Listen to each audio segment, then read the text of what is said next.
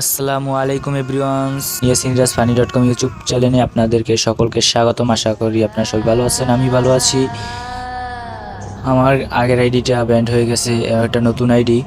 আপনারা আমার যত সাবস্ক্রাইবার আছেন আবার এই নতুন আইডিতে সাবস্ক্রাইব করবেন এবং নতুন নতুন যারা আছেন আমার ফানি ভিডিও পেতে সাবস্ক্রাইব করবেন, একটা লাইক করবেন, পাশে থাকা বেল আইকনটি অল করে দেবেন। ধন্যবাদ। আজকে আমরা একটা নতুন ভিডিও নিয়ে আসছি। ভিডিওটা হলো ভয়ঙ্কর ভূতের শব্দ। যারা হরর মুভি দেখতে পছন্দ করেন তারা এই ভিডিওটা দেখবেন। চলেন বেশি কথা না বাড়িয়ে শুরু করা যাক। ঘটনাটা ঘটেছিল 2002 সালে। আমার দাদাকে নিয়ে আমি একদিন দুপুরবেলা বসেছিলাম খাটের ভার। তারপর দাদু ভাই বলল, কখনো যদি ভূত চিনে তোরে আচর করে কখনো তুই ভয় পাবি না, সরাসরি মোকাবেলা করবি। দাদুর কথাটা মাথায় রাখলাম। বয়সটা তখন চলতি বয়স, ইয়াং বয়স, ক্লাস 9-এ পড়ি, বয়স 17। একদিন রোজ শনিবার বিকাল 3টা বাজে বের হয়েছি ভাত খেয়ে। দোকানদারে বসে বন্ধুদের সাথে আড্ডা দিতেছিলাম। হঠাৎ করে রাত ঘনিয়ে এলো। আস্তে আস্তে বন্ধুদের সাথে পাল্লায় পড়ে আড্ডা দিতে দিতে রাত 11টা বেজে গেল। আমি কখনো এত রাতে বাসায় ফেরিনি। করতে করতে বাজতে বাজতে 11টা, 11:30 বেজে গেল। হঠাৎ আমার মনে হলো এখন বাড়ি যাওয়ার সময় হয়েছে।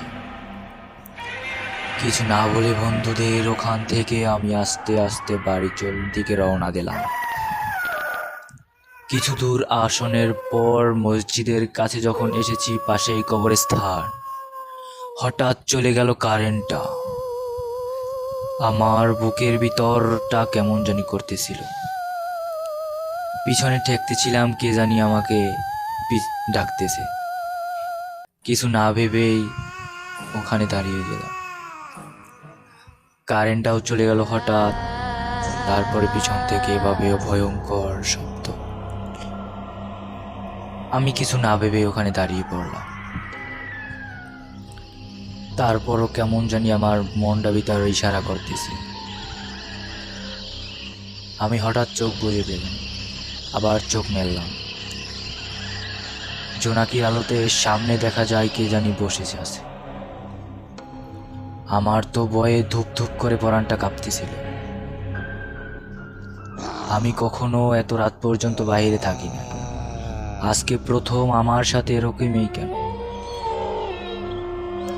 আরও কিছুক্ষণ পর ভালো মনোযোগ দিয়ে দেখতেছি, তারপরও দেখতে পাচ্ছি না। চাঁদের আলোতে কিছু মিচিমিচি দেখা যাচ্ছে।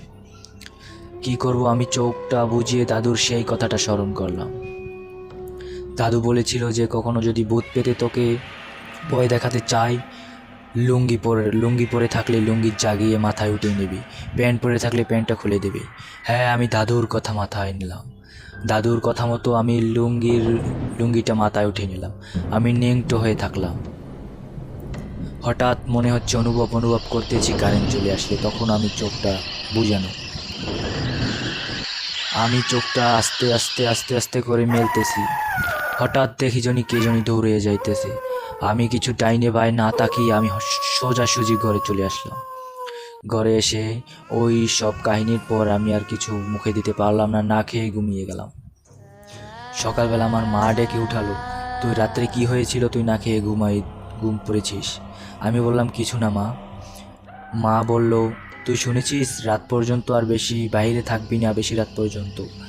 তোর পাশের বাড়ির চাস্তো ভাই ও আফজাল হোসেন কালকে নাকি ল্যাংটো ভূত দেখেছে। আমি মনে মনে ভাবলাম ওটা আমার চাস্তো ভাই ছিল।